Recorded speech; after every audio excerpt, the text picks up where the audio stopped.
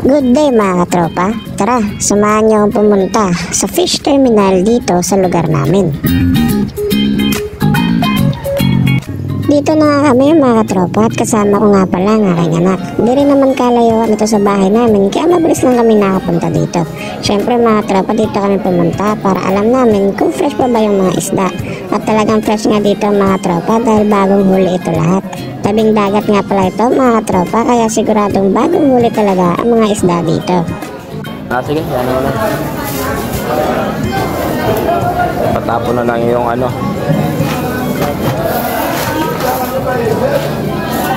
Yan na, 300.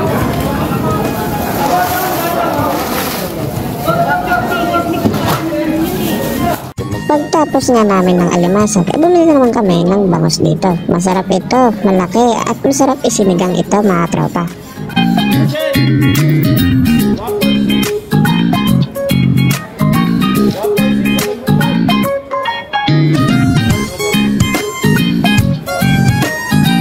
Kitang-kita naman mga tropa na yung tilapia ay bagong huli pa dahil humihinga pa ito mga tropa. Tumatalon pa nga yung iba dyan at nalalaglag na lang sa lupa.